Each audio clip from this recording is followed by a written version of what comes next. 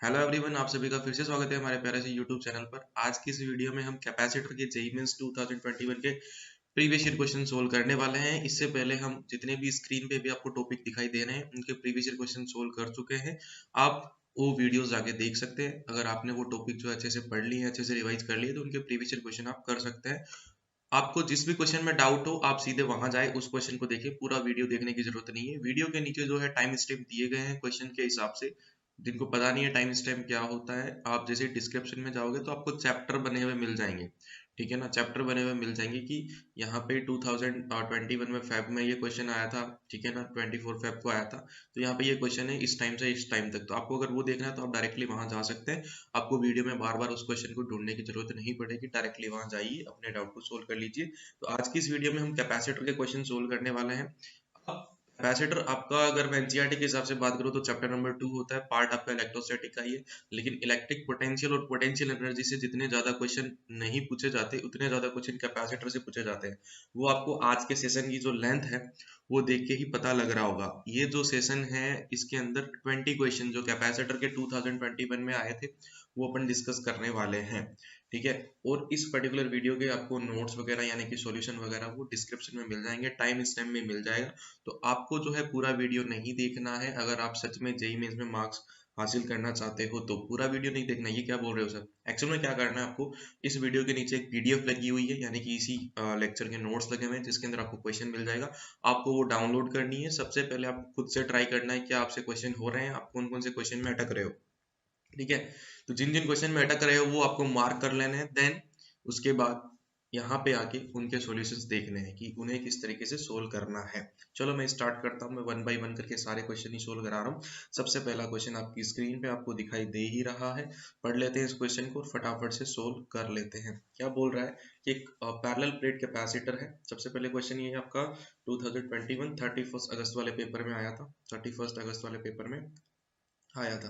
क्या बोल रहा है कि पैरेलल प्लेट कैपेसिटर है जिसका कैपेसिटेंस आपको 200 माइक्रोफेरेड दिया गया है। ठीक है ना, इसे हम लोगों ने 200 वोल्ट की बैटरी से कनेक्ट कर दिया। अब इसके अंदर एक डाइलेक्ट्रिक स्लेब डाल दी जिसका डाइलेक्ट्रिक कांस्टेंट यानी कि के की वैल्यू आपको 2 दे रखी है। ठीक है। और जब ये डाइलेक्ट्रिक स्लेब डाली है तो हम लोगों ने बैटरी को कनेक्टेड रखा है। जब ये डाइलेक्ट्रिक स्लेब इसके अंदर डाली है तो बैटरी को कनेक्टेड रखा है। डाइलेक्ट्रिक स्लेब डालने के दो केस होते हैं, बैटरी को कनेक्टेड रखते हुए बैटरी को हटा के। बैटरी को जब कनेक्ट रखते हैं तो पोटेंशियल जो है वो नहीं बदलता है, बैटरी को हटा देते हैं तो कैपेसिटर का चार्ज नहीं बदलता है। ठीक है, ये बेसिक चीज अपने को ध्यान रखनी चाहिए। ठीक है, the change in the electrostatic energy of the capacitor will be joule. तो कितने जूल जो है कैपेसिटर की एनर्जी चेंज हो जाएगी वो आपको बताना है। ठीक है ना, वो आपको बताना है। तो मैं इसका सॉल्यूशन यहाँ पे लिख रहा हूँ। सबसे पहले कैपेसिटर आपको दे रखा है 2 माइक्रोफेरेड का, 200 माइक्रोफेरेड का, जिसे 200 वोल्ट की बैटरी से जोड़ दिया है। तो इसकी इनिशियल पोटेंशियल एनर्जी कितनी होगी? इनिशियल पोटेंशियल एनर्जी कितनी होगी? सी है आपका 200 माइक्रोफेरेड यानी कि 200 इंटू 10⁻⁻6 फेरेड। और वी की वैल्यू है 200 वोल्ट। वी की वैल्यू है 200 वोल्ट। तो इनिशियल पोटेंशियल एनर्जी कितनी हो जाएगी? Half C V square. Half C V square. तो initial potential energy half C की वैल्यू 200 इंटू 10⁻⁻6, वी यानी कि 200 इंटू 200। तो यू इनिशियल हमारे सामने आ रहा है। यू इनिशियल हमारे सामने आ रहा है, अगर आप ध्यान से देखो 200 इंटू 200, तीन 6 जीरो है। ये टैब में 10⁻⁻6 से वापस में कैंसिल आउट हो जाएंगे। इस 2 से ये 2 कट जाएगा। ठीक है। और ये आई थिंक बन जाएगा 4 जूल। ये बन जाएगा 4 जूल। ठीक है। तो इनिशियल पोटेंशियल एनर्जी हमारे पास 4 जूल हो गई। अब आगे क्या बोल रहा है क्वेश्चन? क्वेश्चन जो है बोल रहा है कि अब इसके अंदर एक डाइलेक्ट्रिक स्लेब डाल दी। डाइलेक्ट्रिक स्लेब डालने से क्या होता है? डाइलेक्ट्रिक स्लेब डालने से, डाइलेक्ट्रिक स्लेब डालने से जो नया कैपेसिटेंस है वो क्या हो जाएगा? के टाइम सी हो जाएगा। के टाइम सी हो जाएगा। डाइलेक्ट्रिक कांस्टेंट कितना है? 2 है। तो नया कैपेसिटेंस हो जाएगा 2 इंटू 200 इंटू 10⁻⁻6 फेरेड। अभी भी बैटरी कितनी है? 200 वोल्ट की लगी है। नाउ फाइनल पोटेंशियल एनर्जी कितनी है? Half C V square. Half C V square यानी कि मतलब half C dash V square. तो half into 200 into 10⁻⁻6 into 200 into 200। देखो आपको साफ साफ पता पड़ रहा है कि सी के डबल होने की वजह से पोटेंशियल एनर्जी भी डबल हो चुकी है, यानी कि U F will be equals to 8 joule. U F will be equals to 8 joule. now we have to find out the change, so change will be equals to u final minus u initial. U final is yours 8 joule and u initial was 4 joule. Okay, so delta u will become 4 joule. So the correct answer for this question is 4 joule. 4 is the correct answer. Numerical type का question था जिसका answer आपका 4. I hope आपको समझ में आया होगा. काफी इजी क्वेश्चन है, काफी इजी क्वेश्चन है. अगर इस तरीके के क्वेश्चन जो है आपके सेट के अंदर आते हैं तो आप अपने आप को लकी ही मानिए. ठीक है. Next question, question number 2. Next question, question number 2. Question number 2 क्या बोल रहा है? पैरेलल प्लेट कैपेसिटर आपका दिया है. ये आपका 18 मार्च वाला क्वेश्चन है ना, 2021 में आया था. पैरेलल प्लेट कैपेसिटर जिसका एरिया आपको कितना दे रखा है? एरिया कितना दे रखा है? 100 मीटर स्क्वायर दे रखा है. एंड प्लेटों के बीच की जो डिस्टेंस है वो कितनी है? 10 मीटर है. The space between the plate is filled up to the thickness 5 metre with the material of dielectric constant 10. तो एक्चुअल में क्या सीन है? एक्चुअल में सीन कुछ ऐसा है कि कैपेसिटर जो है वो कैपेसिटर की प्लेटों के बीच में डिस्टेंस है 10 मीटर. 10 मीटर. लेकिन जो 5 मीटर वाला एरिया है, 5 मीटर वाला जो एरिया है, ठीक है ना, इतना जो स्पेस है, इतना जो स्पेस है वो K is equal to 10 dielectric constant के मीडियम से भरा गया है. ठीक है. तो इसी तरीके से बोल रहे हैं, मैंने आपको बना दिया. अब इस सिस्टम का कैपेसिटेंस अगर 8 पिको फेरेड है, इस सिस्टम का कैपेसिटेंस अगर 1 पिको फेरेड है, तो आपको बताना है कि सॉरी, इस सिस्टम का कैपेसिटेंस अगर x पिको फेरेड है तो आपको बताना है कि x की वैल्यू कितनी है. इस x की वैल्यू कितनी है? तो ऐसे क्वेश्चन को कैसे सोल्व करते हैं? ऐसे क्वेश्चन को जब भी डायलैक्ट्रिक डाल देते हैं हम अलग अलग कैपेसिटर बना देते हैं. एक कैपेसिटर से जो है एक से ज्यादा या 2 कैपेसिटर बना देते हैं. ठीक है ना, या उससे भी ज्यादा बना सकते हैं. फिर उन्हें सोल्व करना पड़ता है. तो अगर आप ध्यान से देखो, यहाँ पे अपन 2 कैपेसिटर क्रिएट कर सकते हैं जो सीरीज कॉम्बिनेशन में होंगे. इनके बीच में डायलैक्ट्रिक स्लैब है. इसका कैपेसिटेंस कितना होगा? इसका कैपेसिटेंस होगा C1 इज इक्वल टू के A epsilon naught by D. तो इसका ये कितना है? 10 इंटू ए, तो ए तो 100 ही रहेगा, into epsilon naught by D कितना है? 5. इसका कैपेसिटेंस C2 कितना? C2 कितना? C2 will be equals to A epsilon naught by D. A 100 epsilon naught by D. D कितना? इसके लिए भी 5, बिकॉज आधे में तो वो है, तो इसके लिए 5 मीटर बचा. तो C1 और C2 आ गया. और अच्छे से लिखें तो C1 जो है हमारा कितना है? 5 का डिवाइड किया तो 200 एप्सिलॉन नॉट. एंड जो C2 है वो कितना है? 20 एप्सिलॉन नॉट. अब अगर आप ध्यान से देखो, दोनों के दोनों सीरीज में है, दोनों के दोनों सीरीज में है, तो इसका इक्विवेलेंट कैपेसिटेंस C इक्विवेलेंट, इसका इक्विवेलेंट कैपेसिटेंस C इक्विवेलेंट कितना हो जाएगा? C1 C2 divided by C1 plus C2. दो कैपेसिटर पैरेलल में होते हैं तो हम ये पैरेलल कॉम्बिनेशन जो है, सॉरी सीरीज कॉम्बिनेशन का डायरेक्ट फॉर्मूला लिख सकते हैं. रेजिस्टेंस में पैरेलल वाला होता है. तो C1 इंटू C2 कितना हो जाएगा? C1 इंटू C2 हो जाएगा आपका 200 epsilon not into 20 epsilon not divided by 200 epsilon naught plus 20 epsilon naught. So C equivalent will be equals to 4000 epsilon naught divided by 220 by 220. So C equivalent will be equals to 400 by 22 into 8.85 into 10 की power minus 12, 10 की power minus 12. ठीक है, इतना हो गया. अपने को pico फेरेड में निकालना है. पिको तो 10 की पावर माइनस को पिको फेरेड लिख सकते हैं. इसको सोल्व करना है बस. तो सी इक्विवेलेंट कितना आ जाएगा? सी इक्विवेलेंट कितना आ जाएगा? मैं इसको लगभग 0.4 टाइम्स कट कर रहा हूँ. इसी मैंने इसको 0.4 टाइम कट किया तो ये कितना आ गया? ये इससे आप मल्टीप्लाई करोगे तो ये बन जाएगा 40 इंटू 4 यानी कि 160 पिको फेरेड. तो C इक्विवेलेंट आपका आ गया 160 पिको फेरेड. इससे थोड़ा सा कम आएगा, ये थोड़ा सा कम आएगा, बट नियरेस्ट इंटीजर यही आएगा. तो ये आपका इस क्वेश्चन का आंसर हो गया. ये स्टैंडर्ड क्वेश्चन है, टफ क्वेश्चन नहीं है, स्टैंडर्ड क्वेश्चन है. ऐसे क्वेश्चन आपके नोट्स में भी होते हैं. तो काफी इजी क्वेश्चन था. आई होप आपको समझ में आया होगा. आगे बढ़ते हैं नेक्स्ट क्वेश्चन की तरफ. क्वेश्चन नंबर 3 क्या बोल रहा है? क्वेश्चन नंबर 3 चलिए पढ़ते हैं. A 2 microfarad capacitor C1 is first charged to a potential of 10 volt by using charge of potential difference 10 volt by using a battery. Then the battery is removed. अब battery को हटा दिया, ठीक है, और अनचार्ज कैपेसिटर C2 जिसकी value 8 microfarad है इससे कनेक्ट कर दिया गया. तो बताना है कि जब इक्विलिब्रियम कंडीशन आ जाएगी, सब कुछ चार्ज जो है रीअरेंज हो जाएगा, रीअरेंज होकर चार्ज सेट हो जाएगा, तो C2 पे कितना चार्ज है ये चीज अपने को बतानी है.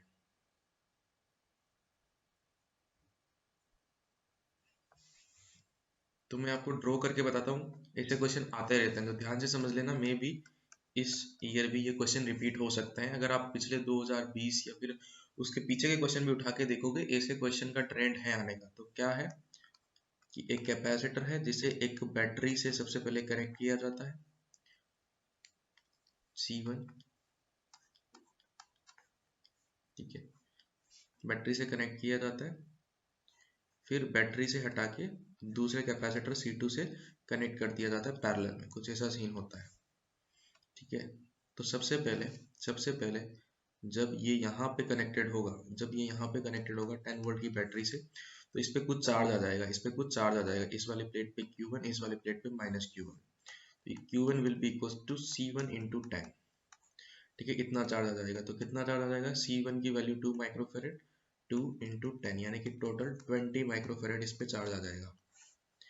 फिर जब नेक्स्ट कंडीशन के अंदर अपन इस कनेक्शन को यहाँ से हटा के यहाँ ज्वाइंट करते हैं, इस कनेक्शन को वहां से हटा के, है ना, वहां से हटा के यहाँ मैं डॉट डॉट बना देता हूँ, पहले यहाँ था, यहाँ से हटा के यहाँ ज्वाइंट करते हैं, तो बैटरी से कनेक्शन टूट चुका है, मतलब अब चार्ज कोई नहीं आएगा।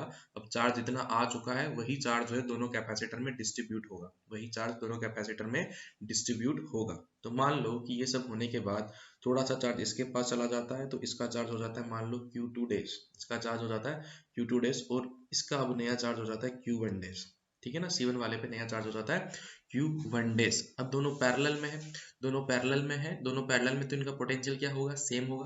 दोनों पैरेलल में तो पोटेंशियल सेम होगा, Q is equal to CV होता है, Q is equal to CV होता है, तो V कितना हो जाएगा, Q बाई C। V क्या हो जाएगा, Q by C। Potential same रखना है, यानी कि Q1 dash by C1 should be equals to Q2 dash by C2। ये चीज होनी चाहिए, ये चीज होनी चाहिए, ये कंडीशन एक जो है वो ओबे होगी।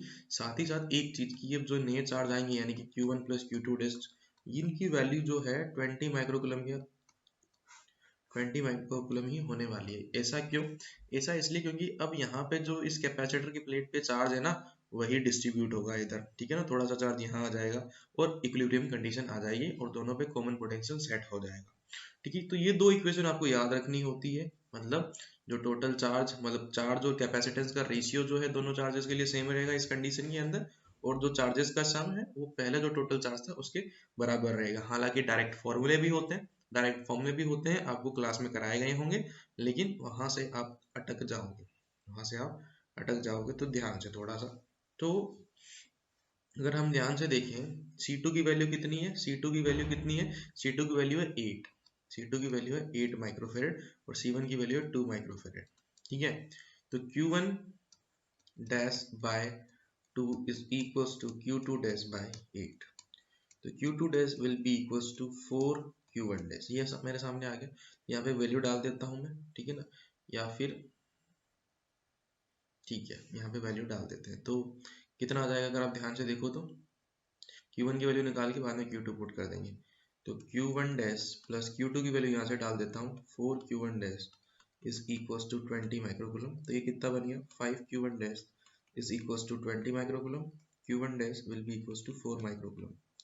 अगर Q1 डैश 4 माइक्रोकुलम है तो Q2 डैश को कितना होना पड़ेगा, ऑब्वियस सी बात है, सम को 20 करने के लिए इसको 16 होना पड़ेगा, या फिर इस इक्वेशन में डाल के आप वैल्यू को निकाल भी सकते हो, सोल्व भी कर सकते हो। तो Q2 डेसी तो अपन से पूछा था, चार्ज ऑन द C2, तो इस क्वेश्चन का आंसर आपका हो गया 16 माइक्रोकुलम, 16 माइक्रोकुलम, ठीक है। आगे बढ़े क्वेश्चन नंबर 4 की तरफ। ये आपका 17 मार्च को आया था 2021 के अंदर, यानी कि पिछले ही साल, और ये आपका ये भी 17 मार्च को है। और अगर आप ध्यान से देखो ना, सेम क्वेश्चन है, इस क्वेश्चन में आपको डायग्राम नहीं मिला था, इस क्वेश्चन में आपको डायग्राम नहीं मिला था, और इस क्वेश्चन में डायग्राम दिया गया है, सेम ही क्वेश्चन, ठीक है। चलो आगे बढ़ते हैं, फिर इस क्वेश्चन पे आ जाते हैं। क्वेश्चन नंबर 5 क्या बोल रहा है question, 4 identical rectangular plate with length L is equals to 2 centimeter and breadth V is equals to 3 by 2 centimeter are arranged as shown in figure। कुछ इस तरीके से है, ये 2 सेंटीमीटर है और ये 3/2 सेंटीमीटर है। ठीक है, इनको यहाँ पे इस तरीके से अरेंज कर दिया है। तो इक्विवेलेंट कैपेसिटेंस ये ए और सी के बीच का। ठीक है, तो बोल रहा है कि इतना आएगा, तो बताओ कि इसके अंदर एक्स की वैल्यू कितनी होगी, यानी कि अपने को इक्विवेलेंट कैपेसिटेंस निकालना पड़ेगा। तो ऐसे सवाल आता है, इनको कैसे सोल्व करते हैं पता है? जो एक प्लेट होती है इसके अंदर दो प्लेटें मिक्स होती है। ठीक है ना, जैसे कि एक ये मोटी प्लेट होती है ना यहाँ पे कंटिन्यूस, ये कुछ इस तरीके से होती है कि दो कैपेसिटर वाली प्लेटें हैं जो आपस में एक वायर से कनेक्टेड होती है, जो आपस में एक वायर से कनेक्टेड होती है। अब इस वायर को कैसे भी घुमाया जा सकता है, कैसे भी किया जा सकता है। तो सबसे पहले इस सर्किट से अपने को, इस डायग्राम से एक नॉर्मल सर्किट बनाना पड़ेगा। नॉर्मल सर्किट कैसे बनेगा, ध्यान से देखिए नॉर्मल सर्किट कैसे बनेगा। अब ध्यान से देखो तो ए से जुड़ा हुआ है बी। अब बी की दो प्लेटें हैं, एक नहीं है, क्योंकि वो सी के साथ भी कॉम्बिनेशन बना रहा है। ये बी, ये ए और ये बी। अब ये बी जो है वो सी के साथ कॉम्बिनेशन बना रहा है, तो ये बी की दूसरी प्लेट बना दी मैंने, और इसने ये सी के साथ कॉम्बिनेशन बना लिया। ठीक है, इसने ये सी के साथ कॉम्बिनेशन बना लिया, तो ये बी और सी के बीच कैपेसिटर बन गया। बी और सी के बीच में कैपेसिटर बन गया। अब सी भी दो है, सी भी दो है, ये रहा एक सी, और दूसरा वाला सी जो है डी के साथ कॉम्बिनेशन बना रहा है, तो ये कैपेसिटर बन गया। ध्यान से देखो, ये ए बी, ये बी सी और ये सी डी, तीनों कैपेसिटर बन गए। अब जो डी है, अगर आप ध्यान से देखो, डी भी बी के साथ कनेक्टेड है, तो डी और बी यहाँ पे कनेक्ट कर दिया मैंने कुछ इस तरीके से। ठीक है ना, ये ए किसी के साथ कनेक्टेड नहीं है, ए को मैंने ऐसे ही छोड़ दिया, ए को मैंने ऐसे ही छोड़ दिया, और ये पूरा का पूरा पॉइंट सी है, तो आप इसे भी पॉइंट सी बोल सकते हैं। ठीक है ना, क्योंकि वायर है, वायर के सारे पॉइंट को सेम नाम अपन दे सकते हैं। तो ये इस डायग्राम का सिंपल डायग्राम ये है कैपेसिटर वाला। अब आपसे क्या पूछा है, ए और सी के बीच का, ए और सी के बीच का इक्विवेलेंट कैपेसिटेंस। तो इसे मैं थोड़ा और सही कर लेता हूँ, उसे खींच के थोड़ा सही कर लेते हैं। तो ये ए बी, उसके बाद ये बी से ये दो कनेक्टेड है, एक डी वाला और एक खुद का बी की दूसरी प्लेट, और बी के सामने है सी और डी के सामने भी है सी, तो ये पॉइंट सी। ठीक है, तो और सिंपल हो गया। अब ए और सी के बीच में चाहिए, तो ए और सी के बीच में चाहिए, ए और सी के बीच में चाहिए, तो अपन यहाँ पे कैपेसिटेंस निकाल सकते हैं। अगर इन सब की वैल्यू सी सी है, इन सब की वैल्यू सी सी है कैपेसिटेंस की, तो कितना कैपेसिटेंस हो जाएगा, ये पैरेलल में है, ये पैरेलल में इसे सोल्व करोगे तो क्या बन जाएगा, टू सी और ये सी। ठीक है, ये पॉइंट ए और सी आपके हो गए। तो इनका इक्विवेलेंट कैपेसिटेंस कितना आएगा, ऑब्वियस सी बात है, C one into C two, C one into C two divided by C one plus C two, यानी कि 2c/3 आया, 2c/3 आया। बट अपने को आंसर तो एप्सिलॉन नॉट बाई डी की फॉर्म में निकालना है। तो c की वैल्यू कितनी होती है, c होता है हमारा a epsilon naught by D. c कितना होता है, a epsilon naught by D. अब a की वैल्यू कितनी आएगी, देखो रेक्टेंगल के डायमेंशन दिए गए, इनका एरिया निकालना है, इनका एरिया निकालना है, तो इनको आपस में क्या कर दो, मल्टीप्लाई कर दो, इनको आपस में मल्टीप्लाई कर दो। तो c कितना आ जाएगा, आपस में मल्टीप्लाई करोगे तो 3/2 इंटू 2 यानी कि 3 epsilon naught by D, 3 epsilon naught by D. मैंने यहाँ पे ये चीज पुट कर दी। अब सी की वैल्यू यहाँ डाल दो, तो कितना बनेगा, 2 into 3 into epsilon naught by 3d, 3 से 3 कट गया, तो सी इक्विवेलेंट कितना आ गया, 2 epsilon naught by D, 2 epsilon naught by D. ये बोल रहे हैं कि X epsilon naught by D है, तो आप एक्स की वैल्यू बताओ। तो एक्स की वैल्यू क्या हो गई, हमारे आंसर के हिसाब से 2, एक्स की वैल्यू 2 हो गई। तो इस क्वेश्चन का आंसर जो है वो 2 है। ठीक है ना, इस क्वेश्चन का आंसर 2 है। इस तरीके से सोल्व करना होता है। ठीक है ना, ऐसे क्वेश्चन में बच्चे थोड़ी सी मात खाते हैं। तो और आजकल ये क्वेश्चन जो है पूछे भी जाने लगे हैं, पहले बीच में ऐसा टाइम आया था कि ऐसे क्वेश्चन नहीं पूछे जाते थे। ठीक है, तो स्किप कर देते थे, टीचर भी स्किप करते, बच्चे भी स्किप करते, तो काम चल जाता था। लेकिन अब ऐसे क्वेश्चन आना शुरू हो गए हैं, तो मेरी आपसे रिक्वेस्ट है कि आप ऐसे क्वेश्चन सोल्व करना शुरू कर दें। क्वेश्चन नंबर 5 हो गया, क्वेश्चन नंबर 6 की तरफ चलते हैं। ये आपका क्वेश्चन नंबर 6 क्या बोल रहा है कि in parallel plate capacitor setup the plate area of capacitor 2 meter square and plate are separated by 1 meter. If the space between the plates are filled with dielectric medium of thickness this and area this, then the capacitance of this setup will be fill in the blanks epsilon naught। तो ये fill in the blanks आपको भरना है, कुल मिला के equivalent capacitance निकालना है आपको। ठीक है, तो मैंने अभी एक क्वेश्चन कराया है आपको, वैसे भी कर सकते हो, वैसे भी कर सकते हो, वरना एक डायरेक्ट फॉर्मूला होता है वो भी बता देता हूँ आपको, दूसरे वाले तरीके से करा देता हूँ, वहां से भी कर सकते हो कि अगर किसी कैपेसिटेंस के अंदर पूरी कैपेसिटेंस जो है D1 थिकनेस में ये डाला गया है और D2 थिकनेस में ये है, D2 थिकनेस में ये है, तो आप इसका कैपेसिटेंस जो है डायरेक्टली भी लिख सकते हो, C will be equals to A epsilon naught by D1 by K plus D2, D1 by K plus D2, आप इस तरीके से डायरेक्टली भी लिख सकते हैं। ठीक है ना, यहाँ पर भी D2 बाई समथिंग आना चाहिए, K2 आना चाहिए, बट वहां पे एयर है तो उसका K की वैल्यू 1 हो गई, मतलब वैक्यूम है तो उसकी K की वैल्यू 1 हो गई। ठीक है ना, अगर यहाँ पे एक से ज्यादा थोड़े से और होते, मान लो कि D2 डिस्टेंस में कुछ और होता है, D3 डिस्टेंस को खाली छोड़ दिया जाता है, तो क्या आता है D2 by K2 plus D3 by 1, इस तरीके से। ठीक है ना, इस तरीके से आप इस फॉर्मूले को आगे भी एक्सटेंड कर सकते हैं, वैलिड है फॉर्मूला। ठीक है, तो यहाँ से आपका थोड़ा सा टाइम बच जाएगा, बार बार आपको सीरीज पैरेलल सोल्व नहीं करना पड़ेगा, डायरेक्ट इस फॉर्मूले को ध्यान रखें। तो आंसर क्या आ जाएगा, ए एप्सिलॉन नॉट, ए की वैल्यू 2 दे रखी है, एप्सिलॉन नॉट D1 कितना है आपका D/2, D1 कितना है D/2, है ना, ऑब्वियस सी बात है D/2 ही है, और K कितना है, K कितना है 3.2, और D2 कितना है D/2, D2 भी कितना है D/2 है, तो 2 epsilon not divided by D को थोड़ी देर कॉमन ले लेता हूँ, ठीक है ना, बाई 2 भी कॉमन आ रहा है, अंदर क्या बचा 1/3.2 प्लस 1, ठीक है, नहीं बचेगा। ये भाई साहब किस तरीके की कैलकुलेशन करा रहे हैं, 3.2 देखिए,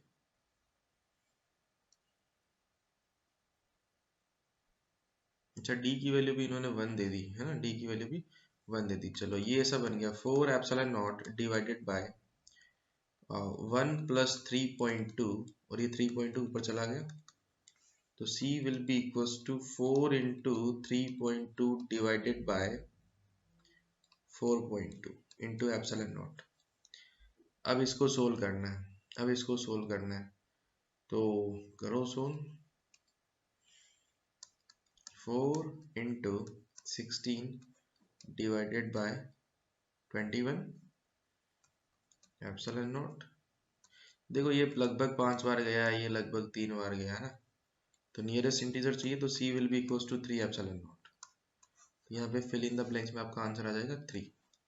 क्लियर है बात, इस क्वेश्चन का आंसर हो गया आपका 3। तो ये फॉर्मूला डायरेक्ट याद रखिए, ये फॉर्मूला डायरेक्ट याद रखिए, आप क्वेश्चंस को थोड़ा सा फास्ट कर सकते हैं, याद रखें, हेल्प होगी आपकी जेईई मेन के अंदर। आगे बढ़ते हैं क्वेश्चन नंबर 7 की तरफ। क्वेश्चन नंबर 7, क्वेश्चन नंबर 7 क्या बोल रहा है, क्वेश्चन नंबर 7 बोल रहा है कि 3 कैपेसिटर C1 इतना, C2 इतना, C3 इतना, जैसे डायग्राम में शो किए गए हैं वैसे कनेक्ट कर दिए गए हैं, तो इन पे चार्जेस हैं, उनकी वैल्यू आपको बतानी है, चार्जेस की वैल्यू आपको बतानी है। तो इस पे चार्ज जो है, मान लो कि इस पे चार्ज Q1, इन दोनों पे जो चार्ज है वो सेम रहेगा, Q2 रहेगा। ठीक है, तो Q1 को आप डायरेक्टली लिख सकते हो, Q1 को आप डायरेक्टली लिख सकते हो, क्यों, क्योंकि पैरेलल में पोटेंशियल डिफरेंस V होता है, तो Q1 will be equals to C1V, है ना, Q is equals to CV, इसके अक्रॉस पोटेंशियल डिफरेंस कितना V। लेकिन ऊपर वालों के दोनों के कंबाइन जो है पोटेंशियल डिफरेंस अपने को पता है, तो ऊपर वालों को सोल्व करना पड़ेगा, उनको सोल्व करोगे तो उनका इक्विवेलेंट कैपेसिटेंस कितना आएगा, C23 आएगा, C23 कितना होगा, C2 सीरीज में है, तो C2 C3 divided by C2 plus C3, यही होता है सीरीज में डायरेक्ट फॉर्मूला। तो C2 कितना दे रखा है आपको, 6 इंटू 12 डिवाइडेड बाई 6 प्लस 12, इसको सोल्व करेंगे तो आई थिंक ये आ जाएगा आपको, कितना आ जाएगा 4 आ जाएगा ना, 4 माइक्रोफेरेड, तो C23 आएगा, यानी कि Q2 कितना आएगा, C23 इंटू V, तो Q1 हमारे सामने है C1 की वैल्यू 2V एंड Q2 हमारे सामने है 4V, ठीक है ना, और Q3 भी यही होगा, Q3 भी यही होगा, Q1 ratio, Q1 ratio, Q2 ratio Q3, 2 ratio 4 ratio 4, यानी कि 1 रेशियो 2 रेशियो 2। बेटा जी अगर ऐसा क्वेश्चन आ जाए ना, ऐसा क्वेश्चन आ जाए तो उसी टाइम है ना भगवान को हाथ जोड़ लेना कि अच्छे कर्म किए हैं, ठीक है ना, तभी आपको भगवान ऐसे क्वेश्चन दे रहे हैं आपके सेट के अंदर। ठीक है ना, काफी इजी क्वेश्चन है, आई होप आपको समझ में आया होगा, ऐसे क्वेश्चन आए तो आपकी बल्ले बल्ले हो जाएगी, ठीक है ना, क्यों बोल रहा हूँ बल्ले बल्ले हो जाएगी, ये आगे आने वाले क्वेश्चन और भी ज्यादा खतरनाक। आ जाओ आगे बढ़ते हैं क्वेश्चन नंबर 8 की तरफ। देखो शुरुआत हो चुकी है, शुरुआत हो चुकी है। तो सबसे पहला क्वेश्चन सॉरी 8th क्वेश्चन आपके सामने कुछ इस तरीके का आपको सीन दिया गया है। पैरेलल प्लेट कैपेसिटर है, पैरेलल प्लेट कैपेसिटर है, ठीक है ना। तो ये वाले रीजन कुछ इस तरीके से भरे गए हैं। ये K1 सॉरी ये K2 ये K1 है ना, इसके हिसाब से बना देते हैं। और ये एरिया इसका A होगा। पैरेलल प्लेट कैपेसिटर है, इनका एरिया आपको A दिया है, एरिया A दिया है। इनकी डाइलेक्ट्रिक कांस्टेंट K1 K2 जो है A2 में डाल दिया और d/2 डिस्टेंस तक डाल दिया, d/2 डिस्टेंस तक डाल दिए और a/2 एरिया तक इन्होंने डाल दिए हैं। तो पूछ रहा है कि कैपेसिटेंस कितना होगा। तो मैंने आपको अभी थोड़ी देर पहले भी बताया था, ठीक है ना, और आपने पढ़ा भी होगा कि जब भी ऐसे क्वेश्चन आए, ठीक है ना, अलग अलग पार्ट का अलग अलग कैपेसिटर बना दो। तो ऊपर एयर है पूरे में, तो उसका अलग कैपेसिटर बना दो एक, ये लो, और नीचे वाले के दो कैपेसिटर बन जाएंगे सीरीज में इस तरीके से, ठीक है। इसके अंदर कौन सा मटेरियल K2, इसके अंदर K1, इसकी एरिया A/2 और डिस्टेंस d/2, इसका भी एरिया A/2 डिस्टेंस d/2। इसका एरिया तो A/2 बट डिस्टेंस पूरी की पूरी d है, पूरी की पूरी d है। तो ये कुछ इस तरीके का कॉम्बिनेशन हो गया, इसको आपको बस सोल्व करना है और आपका आंसर आपके सामने होगा। तो सबसे पहले मैं इनके नाम दे देता हूँ ताकि थोड़ी सी अपने को आसानी रहे। इसे मैं बोलता हूँ C1, इसे मैं बोलता हूँ C2, इसे मैं बोलता हूँ C3। तो अब जल्दी से बता दो C1 C2 और C3 कितना आएंगे। C1 की वैल्यू कितनी आएगी, A epsilon naught by D, A की वैल्यू A/2 तो A epsilon naught by 2D। Similarly C2 कितना आएगा, C2 कितना आएगा, A की वैल्यू कितनी A/2 एप्सिलॉन नॉट, आगे K2 भी आएगा ना, आगे K2 भी आएगा। अच्छा मैं ना इसको C3 लिख देता हूँ, थोड़ी सी आसानी रहेगी अपने को ना नोमेनक्लेचर के हिसाब से, दुख दुविधा नहीं होगी आपको ही। तो C3 ये हो गया, C2 ये होगा K A/2 epsilon naught by D की जगह क्या आएगा D/2, D/2। तो ये 2 से 2 कट जाएगा तो कितना आएगा K2 A epsilon naught by D। Similarly C3 कितना आएगा, सिमिलरली C3 कितना आएगा K1 A epsilon naught by D। आप चेक कर सकते हैं आराम से, ठीक है ना। तो अब इनको सोल्व करना है, ये दो सीरीज में, फिर ये इसके साथ पैरेलल में सोल्व करेंगे तो काम हो जाएगा। तो इन दोनों का क्या बनेगा C12 बनेगा, मान लो इन दोनों का C12 बनेगा कॉम्बिनेशन। तो ये बना C12 और ये C3 के साथ क्या है पैरेलल में है, इसे सोल्व करो आपका आंसर आपके सामने होगा। लेकिन उससे पहले C12 को सोल्व करो, C12 सीरीज में है, C12 सीरीज में है, तो C12 will be equals to C1 C2 divided by C1 into C2 divided by C1 plus C2, C1 plus C2। C1 कितना है, C1 है आपका K1 A epsilon naught by D into K2 A epsilon naught by D divided by K1 plus K2। तो common ले लूं K1 plus K2 A epsilon naught by D, ये से खत्म। C12 कितना आया K1 K2 divided by K1 plus K2 A epsilon naught by D, ये आया C12। अब C इक्विवेलेंट कितना है, C इक्विवेलेंट है C12 plus C3, because parallel में कैपेसिटेंस जुड़ जाता है। C12 कितना K1 K2 divided by K1 plus K2 A epsilon naught by D। C3 कितना अपन निकाल के बैठे हैं, ये देखो A epsilon naught bye 2D, ठीक है। तो ध्यान से देखो A epsilon naught by D common आ रहा है, अंदर क्या बच रहा है K1 K2 divided by K1 plus K2 plus 1/2। क्या ऐसा ऑप्शन है, देख लेते हैं क्या ऐसा ऑप्शन है, देख लेते हैं। क्वेश्चन देखने में बड़ा ही खतरनाक लगा था, क्वेश्चन देखने में बड़ा ही खतरनाक लगा था, लेकिन जिस बच्चे का बेसिक कॉन्सेप्ट क्लियर था उसने ये सीधा क्वेश्चन किया होगा, सीधा किया होगा, ठीक है ना, इतना सोल्व भी नहीं किया होगा।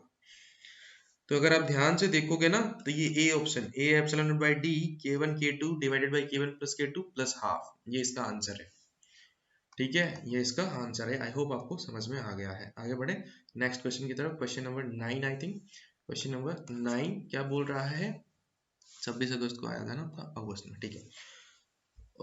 The material filled between the plate of parallel plate capacitor has resistivity this, head resistivity this rho की वैल्यू दे रखी है 200 ओम इंटू मीटर। रो समझते हो ना, थोड़ा सा करंट इलेक्ट्रिसिटी का कॉन्सेप्ट यूज में आ रहा है। अगर आपने करंट इलेक्ट्रिसिटी नहीं पढ़ा है तो थोड़ी देर के लिए इस क्वेश्चन को स्किप करके आप आगे जा सकते हो। जब करंट इलेक्ट्रिसिटी पढ़ लो तब इस क्वेश्चन को समझ लेना, ठीक है। तो ये रो दिया है, the value of capacitance of capacitor 2 picofarad, the value of capacitance of capacitor 2 picofarad इसके अंदर डाल दिया। द पोटेंशियल डिफरेंस जो है 40 है applied across the plate of the capacitor, then the value of leakage current flowing out the capacitor is। Obvious ही बात है कि अब जो है करंट फ्लो होगा, क्योंकि सीन कुछ ऐसा है। इस कैपेसिटर जिसका पोटेंशियल डिफरेंस 40 है, 40 वोल्ट है ना, 40 दिया है, इसके अंदर एक मटेरियल डाल दिया जिसकी रेजिस्टिविटी है कुछ इस तरीके से, ठीक है।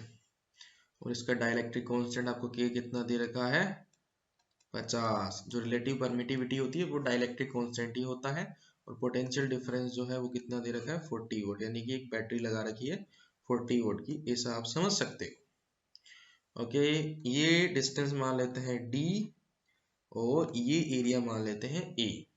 अब करंट निकालना है, कैसे भी करके इसका रेजिस्टेंस पता लग जाए तो करंट निकल जाएगा। तो इसका रेजिस्टेंस जो है, रेजिस्टिविटी से रेजिस्टेंस निकालने का पता है फॉर्मूला क्या होता है, R is equal to rho L by A. यहाँ पे L इस मटेरियल का कितना है D, तो रो D बाई ए ये हो जाएगा। रो तो पता है पर ना D पता ना A पता। क्या हम ये निकाल सकते हैं? यस, हम ये चीज निकाल सकते हैं। कहाँ से? हमें पता है कि इसका कैपेसिटेंस कैसे लिखना है। इसका कैपेसिटेंस लिखा जाएगा A epsilon naught by D आगे मल्टीप्लाई में K, क्योंकि डाइलेक्ट्रिक कांस्टेंट इसका K है। तो मैं a बाई डी निकाल सकता हूँ, या फिर आपको पूरा d बाई ए निकाल सकता हूँ। d बाई ए कितना, k epsilon naught by c। तो अगर मैं ये यहाँ पुट कर दूं, d बाई ए की वैल्यू में पुट कर दूं, तो रेजिस्टेंस आ गया कितना, रो इंटू के एप्सिलॉन नॉट बाई सी। ये सारी वैल्यूज है मेरे पास, ये सारी वैल्यूज है, रेजिस्टेंस आ गया, रेजिस्टेंस आ गया, और इसके अक्रॉस पोटेंशियल डिफरेंस v पता है। तो करंट क्या होता है, v is equal to I R. लगाओ ओम्स लॉ, आपका काम हो जाएगा, ठीक है। तो v is equal to I R, v is equal to I R लगाया तो आई क्या आ जाएगा v बाई आर, आई क्या आ जाएगा v बाई आर। v कितना 40, r कितना, ये पूरा जमेला इधर रख दो। रो की वैल्यू 200, k की वैल्यू 50, एप्सिलॉन नॉट 8.85 इंटू 10 की पावर माइनस 12, ठीक है। डिवाइडेड बाई c है तो c ऊपर चला जाएगा, c ऊपर चला जाएगा, c की वैल्यू कितनी है 2 पिकोफैरेड, यानी कि 2 इंटू 10 की पावर माइनस 12। तो ये तो कट लिए, ये तो कट लिए। अब इसको आप सोल्व कर लेना, इसको सोल्व कर लेना पूरा अच्छे से, कैलकुलेशन आराम से बैठ के कर लेना, तो आपको आई जो है वो मिल जाएगा 0.9 मिली एम्पियर, 0.9 मिली एम्पियर, ठीक बात। 0.9 मिली एम्पियर जो आपका ऑप्शन नंबर सी है वो आपका आंसर होगा। बेसिक कॉन्सेप्ट क्या था, देखो उन्होंने क्वेश्चन टफ क्यों बनाई, basic concept capacitor, basic concept current electricity, दो बेसिक कॉन्सेप्ट को जब मिला देते हैं तो एडवांस लेवल का क्वेश्चन बन जाता है। यही तो ट्रिक होती है, आप समझते नहीं ना। लैंग्वेज थोड़ी सी डिफिकल्ट बना दो, थोड़े से वर्ड्स इधर उधर कर दो और एडवांस लेवल का क्वेश्चन बन जाता है, बच्चा थोड़ा सा घबरा जाता है। बाकी है क्या इस क्वेश्चन के अंदर, कुछ नहीं है। आई होप आपको समझ में आया होगा। अब ऐसा क्वेश्चन आए नेक्स्ट आपके अटेम्प्ट में तो जरूर करके आना। नेक्स्ट क्वेश्चन बढ़ते हैं क्वेश्चन नंबर 10 की तरफ। क्वेश्चन नंबर 10 पढ़ते हैं, क्या बोल रहा है क्वेश्चन नंबर 10। क्वेश्चन नंबर 10 बोल रहा है कि two capacitor of capacitance 2c and c are joined in parallel and charge up to the potential difference v।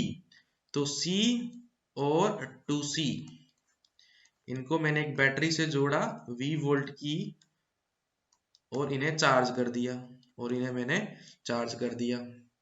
अब क्या करिए, बैटरी को हटा दिया। बैटरी को हटाने के बाद जो C वाला कैपेसिटर था उसके अंदर एक मीडियम डाल दिया जिसका डाइलेक्ट्रिक कांस्टेंट K है, डाइलेक्ट्रिक कांस्टेंट K है। तो पोटेंशियल डिफरेंस अब कितना हो गया ये आपको बताना है, ठीक है। तो 2C वाले के साथ कोई छेड़खानी नहीं की गई है, C वाले के साथ छेड़खानी की गई है। इसके अंदर K डाइलेक्ट्रिक कांस्टेंट का मीडियम डाल दिया गया है। अब इसकी वजह से होगा क्या, इसका कैपेसिटेंस बढ़ जाएगा। कैपेसिटेंस बढ़ने की वजह से यहाँ पे चार्ज डिस्ट्रीब्यूट होगा, यहाँ पे जो है वो चार्ज डिस्ट्रीब्यूट होगा। तो आपसे कॉमन पोटेंशियल पूछा जा रहा है, आपसे इनका कॉमन पोटेंशियल पूछा जा रहा है। फिर से वही केस कैपेसिटर को जोड़ने वाला, कैपेसिटर को जोड़ने वाला वही केस। यहाँ पे अगर आप ध्यान से देखो तो अभी इस पे चार्ज कितना है, इसको मैं Q2 बोलूं, चार्ज कितना है 2CV, इस पे चार्ज कितना है Q1 CV, इतना चार्ज हो गया। अब नया चार्ज आ जाएगा Q1 डैश और Q2 डैश। अब जो नया चार्ज होगा वो इन टोटल चार्ज में से ही डिस्ट्रीब्यूट होगा, क्योंकि बैटरी तो हटा दी है, चार्ज सप्लाई अब कहाँ से होगा, बैटरी तो हटा दी है, अब चार्ज सप्लाई नहीं हो पाएगा। तो total charge Q1 plus Q2 कितना है 3CV, 3CV। अब यहाँ पे चार्ज जो है डिस्ट्रीब्यूट हो जाएगा, नए चार्ज आ गए, लेकिन अपने को तो पोटेंशियल फाइंड आउट करना है, तो पोटेंशियल फाइंड आउट कर लेंगे ना, पोटेंशियल फाइंड आउट कर लेंगे, क्योंकि Q1 डैश कितना होगा CV के इक्वल होगा, है ना, C डैश भी, इसका नया कैपेसिटेंस अब C डैश हो गया, कितना K time C, C dash V के बराबर होगा। तो यहाँ से V क्या आ जाएगा Q1 dash by C dash आ जाएगा ऐसे। अभी इनका पोटेंशियल V माने तो हम एक चीज लिख सकते हैं कि Q1 dash by C dash यानी कि KC, Q1 dash by KC direct लिखता हूं मैं, is equal to Q2 dash by 2C। ठीक बात, Q2 डैश बाय 2C। तो आप Q2 डैश को क्या लिख सकते हो 2 by K, 2 by K Q1 dash, ये मैं लिख सकता हूँ। ठीक है, साथ ही साथ एक चीज जो है वो हमेशा रहेगी, चार्ज कंजर्व रहेगा, यानी कि फाइनल कंडीशन का टोटल चार्ज इनिशियल कंडीशन के टोटल चार्ज के इक्वल रहेगा। तो फाइनल कंडीशन का टोटल चार्ज ये रहा Q1 डैश प्लस Q2 को मैं क्या लिख सकता हूँ 2 by K Q1 dash, initial total charge कितना है 3CV है, इसके बराबर रहेगा। K LCM आ जाएगा तो क्या बनेगा K plus 2 into Q1 dash, जो LCM वाला क्या इधर भेज देता हूँ, क्या बनेगा 3K CV। तो Q1 डैश यहाँ से कितना आ गया, Q1 डैश यहाँ से आ गया 3K CV divided by K plus 2 divided by K plus 2। हमें निकालना है V, हमें निकालना है V। तो V कितना आ गया अगर आप ध्यान से देखो तो, V कितना आ गया अगर आप ध्यान से देखो तो V आपके सामने है, यहाँ से V निकालना है, Q1 डैश निकल चुका है, तो V जो है Q1 dash by C dash है। Q1 डैश कितना आया 3KCV divided by K plus 2, C dash कितना है KC है, KC से KC कट गया, तो नया पोटेंशियल कितना आया, नया पोटेंशियल कितना आया, नया पोटेंशियल आपका आ गया 3V divided by K plus 2, 3V divided by K plus 2, 3V divided by K plus 2। Okay, तो इस तरीके से इस क्वेश्चन का आंसर ऑप्शन नंबर सी। वही बेसिक कॉन्सेप्ट है, चार्जिंग वाले डिस्चार्जिंग वाले, कैपेसिटर को कनेक्ट कर दो बैटरी से, बस डिफरेंट डिफरेंट कंडीशन आपसे पूछी जाएगी। बेसिक कॉन्सेप्ट अपने क्लियर रखें, जेईई मेंस के सारे सवाल आप कर जाओगे। आगे बढ़े, question number 11। Question number 11 easy question, easy question बोल सकते हैं। आपको डायग्राम दे दी गई है, ठीक है ना, तो आपको कुछ नहीं करना, इक्विवेलेंट कैपेसिटेंस निकालना है। तो यहाँ का कैपेसिटेंस C1 C2 C3 बोल दिया, तो क्या करना है सीरीज में जोड़ना है, C1 C2 C3 की वैल्यू फटाफट से लिख देते हैं और सीरीज में इनको जोड़ देते हैं, कहानी खत्म करते हैं। तो C1 की वैल्यू कितनी A K A epsilon naught by D, C2 कितना 3K A epsilon naught bye 2D, C3 कितना 5K A epsilon naught by 3D। तो सीरीज में है तो C इक्विवेलेंट कैसे लिखा जाएगा, reciprocal 1/C1 plus 1/C2 plus 1/C3। तो C equivalent will be equals to D over K A epsilon naught plus 2D over 3K A epsilon naught plus 3D over 5K A epsilon naught. तो 1/C equivalent is equals to D over K A epsilon naught common आ गया, अंदर क्या बचा 1 plus 2/3 plus 3/5। आगे solve करेंगे तो D over K A epsilon not ये रहा, 15 जो है एलसीएम आया, यहाँ क्या आया 15, यहाँ क्या आया 5, यहाँ क्या आया 9, तो ये क्या बना 29। तो C इक्विवेलेंट कितना आ जाएगा, इसको उल्टा करोगे तो C इक्विवेलेंट आपके सामने आ जाएगा, C इक्विवेलेंट की वैल्यू आ जाएगी कितनी 15 K A epsilon naught by 29D by 29D, 29 आया, एक मिनट यहाँ पे 10 आएगा ना, 2 भी है 10, तो ये बन गया आपका 34। तो C equivalent will be equals to 15 K A epsilon naught by 34D by 34D, ये पहला ऑप्शन आपका। ठीक है, तो ये भी इजी क्वेश्चन है, ये भी इजी क्वेश्चन है। तो बस दुआ करो ऐसे क्वेश्चन आपके सेट में आए। क्वेश्चन नंबर 12, क्वेश्चन नंबर 12 ये बोल रहा है कि QF जो है वो फ्री चार्ज है किसी कैपेसिटर पे, और QB जो है बाउंडेड चार्ज है, तो वो डाइलेक्ट्रिक कांस्टेंट K है, तो इनका रिलेशन क्या होगा। देखो बेटा जी, वैसे तो डायरेक्ट याद रखते हैं, ये सीधा टिक करने वाला सवाल है, सीधा टिक करने वाला सवाल है, फिर भी आप चाहो तो मैं आपको एक्सप्लेन कर देता हूँ। तो यहाँ पे अगर मान लो कि कैपिटल Q और माइनस कैपिटल Q चार्ज है, तो होता क्या है कि यहाँ पे इलेक्ट्रिक फील्ड होता है शुरुआत में ई नोट। ई नोट की वैल्यू कितनी होती है, Q by A epsilon naught, Q by A epsilon naught. लेकिन जब अपन डाइलेक्ट्रिक स्लेब डाल देते हैं, जब अपने इसके अंदर डाइलेक्ट्रिक स्लेब डाल देते हैं, तो ये चार्ज Q माइनस क्यू डो माइनस सॉरी चार्ज तो इतने ही रहते हैं, चार्ज तो इतने ही रहते हैं, बट यहाँ पे स्लेब के आने की वजह से इस अंदर वाले रीजन में इलेक्ट्रिक फील्ड की वैल्यू जो है, इस अंदर वाले रीजन में इलेक्ट्रिक फील्ड की वैल्यू जो है वो ई नोट बाई के हो जाती है। अभी ई नोट बाई क्यों होती है, क्योंकि बाहर का इलेक्ट्रिक फील्ड तो ई नोट आगे की तरफ है, एक अंदर की तरफ इलेक्ट्रिक फील्ड इंड्यूस हो जाता है। कौन से चार्ज की वजह से, इन बाउंडेड चार्ज की वजह से। माइनस क्यू इधर प्लस क्यू इधर, माइनस क्यू इधर और प्लस क्यू इधर, और जो ये ई इंड्यूस्ड है ये लिखा जाता है Q by A epsilon note से। सेम उसी तरीके से, सेम उसी तरीके से, तो जो नेट इलेक्ट्रिक फील्ड है यहाँ पे E, वो लिखा जाता है ई नोट माइनस ई इंड्यूस, और जो ये E होता है वो होता है ई नोट बाई के। ठीक है, तो ये हो गया ई नोट माइनस ई इंड्यूस। तो इस रिलेशन के अंदर अगर आप ई नोट और E की वैल्यू पुट कर दो तो आपके सामने रिलेशन आ जाएगा। ई नोट कितना है, Q by A epsilon naught, यानी कि Q by K A epsilon naught is equals to Q by A epsilon naught minus small q by A epsilon naught. तो ये कट गया। ठीक है, इसे आप आगे सोल्व करोगे तो Q is equals to Q minus Q by K. तो ये जो बाउंडेड चार्ज है इसका फॉर्मूला आता है Q1 माइनस के। याद रखते हैं क्योंकि डेरिवेशन होता है ये आपके सिलेबस में, इवन एनसीईआरटी के अंदर भी करवाते हैं। ठीक है ना, मतलब बोर्ड के लिए जब आपको पढ़ाते हैं तो भी करवाते हैं, तो डायरेक्ट ये आएगा, तो इससे आप डायरेक्टली टिक कर सकते हैं, ये वाला ऑप्शन है बी ऑप्शन। ठीक है, कैसे आया आपके सामने एक्सप्लेन है, कुछ इस तरीके से इसे प्रूव किया जाता है। ठीक है, तो ये हो गया क्वेश्चन नंबर 12। आगे क्वेश्चन नंबर 13 पे आते हैं। ठीक है ना, क्वेश्चन नंबर 13, ये अच्छा क्वेश्चन है, ये अच्छा क्वेश्चन है। 2020 में ऐसे क्वेश्चन भी आए थे, और 2021 में इसका एडवांस लेवल। जिस बच्चे के सेट में ये क्वेश्चन आ गया, समझ लो बहुत सारे पाप कर रखे हैं। मजाक कर रहा हूँ, कोई दिक्कत नहीं है, मतलब आप अकेले ने नहीं किए होंगे, आपके सेट में जितने भी बैठे हैं सभी ने कंबाइन किए होंगे, तभी आया होगा। ठीक है, खैर कैसे सोल्व करना है वो देख लेते हैं, ताकि नेक्स्ट टाइम अगर आ जाए, है ना, नेक्स्ट टाइम अगर आपके सेट में आ जाए तो आप कैसे सोल्व करोगे। तो पैरेलल प्लेट कैपेसिटर दे रखा होता है, यहाँ पे होता है क्या ना कि डाइलेक्ट्रिक जो स्लेब होती है उसका डाइलेक्ट्रिक कांस्टेंट या फिर उसकी पूरी की पूरी परमिटिविटी जो है वो as a function of x दे दी जाती है, as a function of x दे दी जाती है, कभी कभार as a function of y भी दे दी जाती है। तो करना क्या होता है पता है, इसके अंदर मान लो कि ये डाइलेक्ट्रिक स्लेब डाला, डाइलेक्ट्रिक स्लेब डाला, लेकिन इसका डाइलेक्ट्रिक कांस्टेंट जो वेरी कर रहा है। ठीक है ना, डाइलेक्ट्रिक कांस्टेंट वेरी कर रहा है। इस क्वेश्चन में क्या करा रहे हैं, परमिटिविटी को वेरी करा रहे हैं ना, परमिटिविटी को वेरी करा रहे हैं।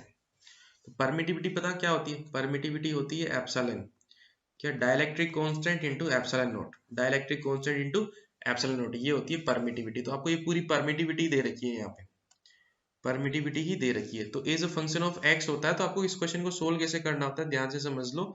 आपको यहाँ से एक्स डिस्टेंस पे जाके, यहाँ से एक्स डिस्टेंस पे जाके एक छोटा सा कैपेसिटर कंसीडर करना होता है।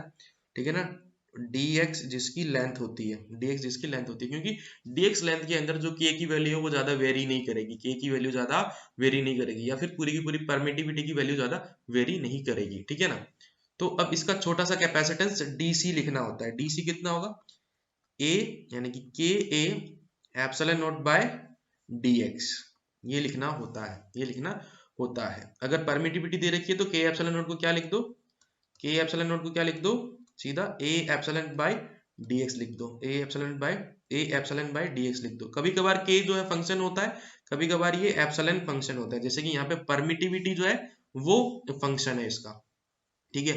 अब क्या करना होता है, अगर आप ध्यान से देखोगे इस पूरे कैपेसिटर का अगर अपने को फॉर्मेशन करना है तो ऐसे dx वाले कैपेसिटर को जोड़ना पड़ेगा और सारे के सारे सीरीज में है।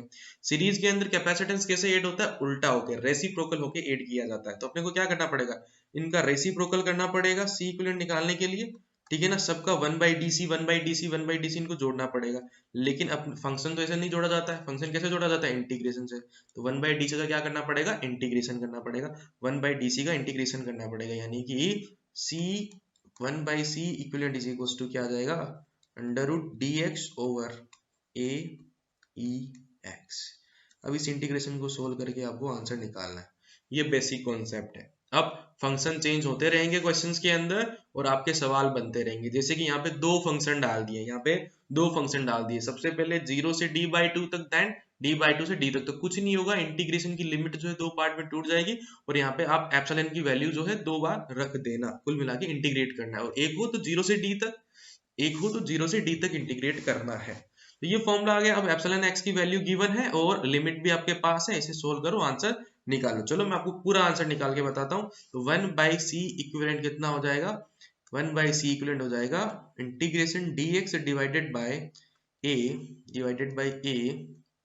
और शुरुआत में आपकी एप्सिलॉन नॉट की वैल्यू कितनी है, शुरुआत में एप्सिलॉन नॉट की वैल्यू है एप्सिलॉन नॉट प्लस kx।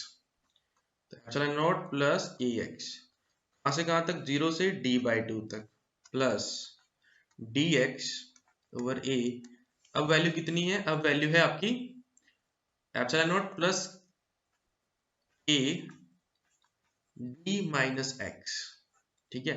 और ये आपका d/2 से d तक। अब अच्छी खासी आपकी मैथ होनी चाहिए, आपने इंटीग्रेशन वाले चैप्टर को एकदम मतलब चाट के किया होना चाहिए, तभी ये होगा, तभी ये होगा, है ना। तो a बाहर आ जाएगा, a बाहर आ जाएगा, इसका integration a plus b x dot d x, इसका इंटीग्रेशन क्या होता है, ln a plus b x divided by b होता है, ln a plus b x divided by b, यानी कि x के जो मल्टीप्लाई में वो डिवाइड में आ जाता है और पूरी की पूरी टर्म log के अंदर आ जाती है। तो सिमिलरली a बाहर आ जाएगा तो ये भी कुछ ऐसा ही है। तो इसका इंटीग्रेशन क्या होगा बताओ, इसका इंटीग्रेशन होगा 1/a, पूरा बाहर आ गया है ना, तो इसका इंटीग्रेशन हो जाएगा आपका ln एप्सिलॉन नॉट प्लस के एक्स डिवाइडेड बाय के, और इस इंटीग्रेशन की लिमिट लग जाएगी 0 से d/2 प्लस अब ये इंटीग्रेशन कैसे सोल्व करेगा, ये भी इसका भी आंसर ln में आएगा, लेकिन यहाँ पे ध्यान से देखो x के मल्टीप्लाई में k नहीं है, माइनस k है, क्योंकि इसके आगे देखो माइनस भी है। तो ये कैसे सोल्व होगा, ये मैंने पहले ही बाहर निकाल दिया, ln epsilon naught plus k d minus x divided by minus के, क्योंकि x के मल्टीप्लाई में क्या है, k और माइनस दोनों, यानी कि माइनस के, ठीक है। और इसकी लिमिट लग जाएगी आपकी कहां से कहां तक, d/2 से d तक, d/2 से d तक। अब कुछ नहीं करना, लिमिट पुट करनी है और सोल्व करना है, ठीक है। वैसे जेई मेंस में इस सवाल को छोड़ देना चाहिए, क्यों सर क्यों छोड़े, बाकी सभी छोड़ेंगे, तुम भी छोड़ दो। a/k लिमिट पुट करो, ln epsilon naught plus k d/2 minus ln epsilon not, क्योंकि ये 0 हो जाएगा, ये 0 हो जाएगा, ठीक है। k कॉमन निकाला, यहाँ पे आके माइनस आएगा। सबसे पहले इसको ब्रैकेट में डालता हूं मैं, ये पूरा का पूरा अपन ने सोल्व किया है ना, माइनस, यहाँ पे माइनस आ गया, क्यों, क्योंकि मैंने k बाहर निकाला, माइनस नहीं निकाला। अब लिमिट पुट करो, ln epsilon naught plus k d minus d कितना आएगा, 0, तो ये ऐसा पड़ रहा है तो, ठीक है। फिर माइनस लगेगा, तो ln epsilon not k minus d/2, तो क्या बनेगा, k d/2। तो कुछ ऐसा बन गया, कुछ ऐसा बन गया। अब इसको सोल्व करना है। सर आपके पास इतने सारे पेन है, हमारे पास तो पेन ही नहीं है। कोई नहीं बेटा, थोड़ी सी बुद्धि लगानी पड़ेगी। तो 1/c equivalent is equals to, अब प्रॉपर्टी आनी चाहिए log की, है ना, इंटीग्रेशन भी आना चाहिए, log भी आना चाहिए, सब कुछ आना चाहिए। अब log की प्रॉपर्टी आनी चाहिए, log a माइनस बी क्या होता है, ए बाई बी, तो ये ln एप्सिलॉन नॉट प्लस के D by two divided by epsilon not हो गया। और अगर आप इसको ध्यान से देखो, माइनस अंदर घुसेड़ दूं, माइनस अगर मैं अंदर घुसेड़ दूं तो क्या यही वाली टर्म बन जाएगी? तो क्यों मेहनत करता हूं, मल्टीप्लाई 2 करता हूं ना, क्यों मेहनत करता हूं, मल्टीप्लाई 2 करता हूं। हो गई, ये आ गया। तो सी इक्विवेलेंट कितना आ जाएगा, सी इक्विवेलेंट कितना आ जाएगा, इसको भी एलसीएम लेके सोल्व करो ना। ये बाई टू नीचे, ये यहाँ पे 2 आ जाएगा। इसको 2 को काट मत देना, ये एलन के अंदर है, ये एलन के अंदर, ये बाहर है, ठीक है। तो सी इक्विवेलेंट अभी से पलट दो और कुछ नहीं बचा, पलट दो, क्या आंसर आया, ए के डिवाइडेड बाई ये हट आया 2, ये रहा एलन, और ये एलन के सारा अंदर वाला मामला। हाँ जी, आ गया फाइनल आंसर। ऑप्शन के अंदर शायद होगी ये चीज, ऑप्शन के अंदर होगी शायद ये चीज, है क्या, के टू एलन, हाँ ये वाली, ये एप्सल 2 एप्सिलॉन नॉट है यहाँ पे ना, 2 एप्सिलॉन नॉट, ये वाला ऑप्शन, ठीक है, ये वाला ऑप्शन है। इस तरीके से इसको सोल्व करना है। ओके, बढ़िया क्वेश्चन, बट मेरे हिसाब से छोड़ देना चाहिए। अगर टाइम है आपके पास तो सारे क्वेश्चन सोल्व करिए, फिर इस पे आइए, नहीं तो स्किप करिए, आगे बढ़िए। हाँ, अब आपने कर लिया है, अगर आपने ये पूरा देखा पिछला क्वेश्चन, तो जरूर नेक्स्ट बार आए तो करना, पहली बार देखे तो छोड़ दो। यस सर, छोड़ देंगे आपके बिना कह ही।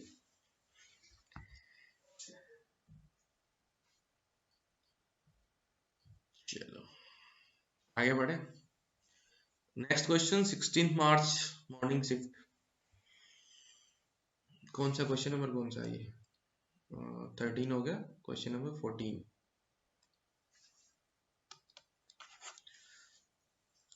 For changing the capacitance of given parallel plate capacitor, dielectric material dielectric constant K is used. Same area plate of the thickness of the dielectric is 3 by 4d. The separation between the plate of plate capacitor. The new capacitance it is in the term of, अरे भाई साहब, अभी आपको question कराया था कुछ वैसा ही है। अगर आप ध्यान से देखो तो आपको ऐसा बोल रहा है कि कैपेसिटर के प्लेटों का एरिया ए है, उनके बीच डिस्टेंस डी है, उनके बीच डिस्टेंस डी है। तो अभी इसका कैपेसिटेंस जो है, सबसे पहले क्या था, सी नॉट था। सी नॉट कितना होगा, बच्चे को पता है, ए एप्सिलॉन नॉट बाई डी होगा। अब बोल रहा है, अब पता है मुन्ना क्या बोल रहा है कि 3 बाई 4 डी लेंथ तक क्या डालो, एक क्या डाल दो, तो 3 बाई 4 डी लेंथ तक डाल दो। तो d बाई 4 लेंथ क्या रह जाएगी, खाली रह जाएगी। कह रहा है कि अब इसका कैपेसिटेंस सी डेस बताओ सी नॉट की टर्म में। अभी आपको बताया मैंने, अलग अलग हो तो डायरेक्ट लिख सकते हो कैसे, C dash is equals to A epsilon naught by d1 by K plus d2, है ना। तो A epsilon naught by d1 कितना, 3d by 4k plus d2 कितना, d बाई 4। तो A epsilon naught by D common आ गया, अंदर बचा 3 बाई 4 प्लस 3 बाई 4 के प्लस 1 बाई 4, ठीक है, 3 बाई 4 के प्लस 1 बाई 4। तो सी डेस आया, ए एप्सिलॉन नॉट बाई डी को तो सी नॉट लिख दो क्या, सी नॉट डिवाइडेड बाय 4 के आपका एलसीएम आया, तो क्या बना, 3 प्लस के, और 4 चला गया ऊपर, 4 चला गया ऊपर। 4 क्यों जाएगा, 4 के जाएगा ऊपर, है ना। तो आंसर आया 4k सी नॉट, 4k अरे सी नॉट डिवाइडेड बाय 3 प्लस के। This will be your final answer. ढूंढो कौन सा ऑप्शन, सी ऑप्शन।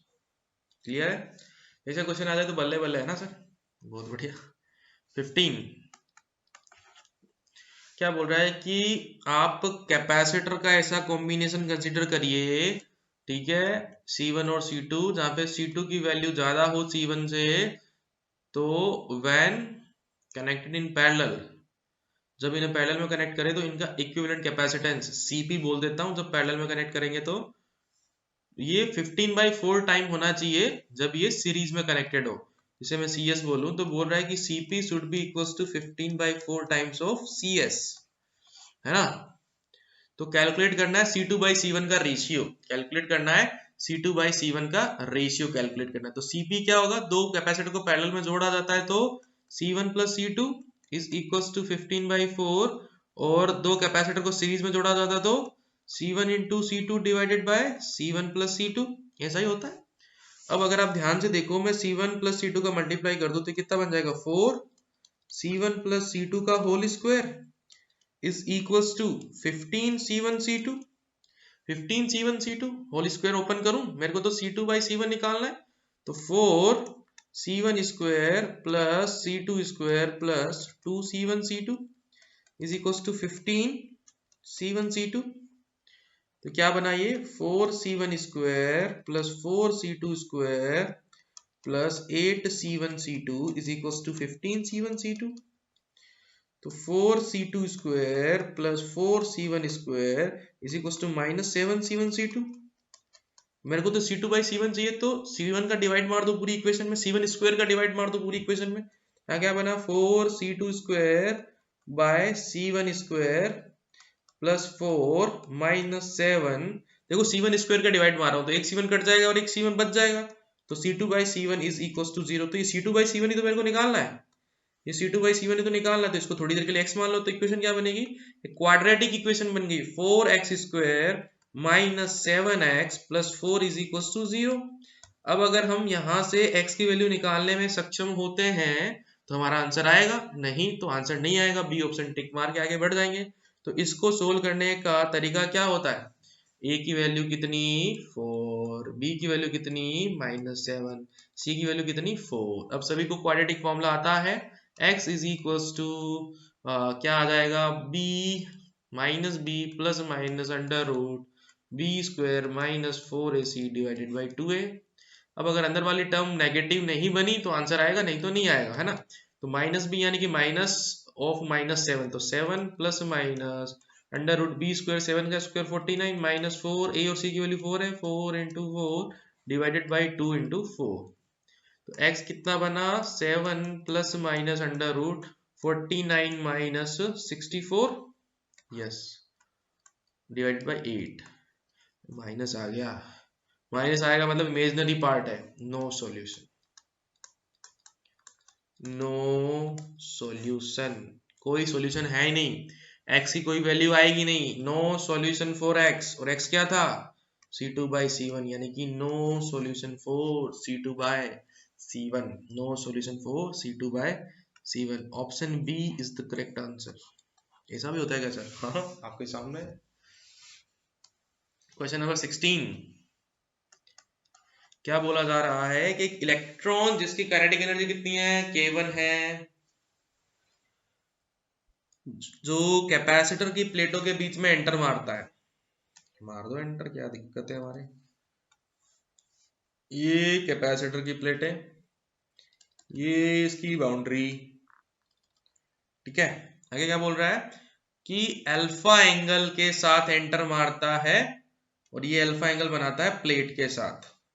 तो यहां से एंटर मारा, मान लो इस पे प्लस क्यू चार्ज, इस पे माइनस क्यू चार्ज, यहां से एंटर मारा, ये लोग बड़ा सा एंटर बनाते हैं, कितना एंगल बनाते हुए, अल्फा एंगल बनाते हुए।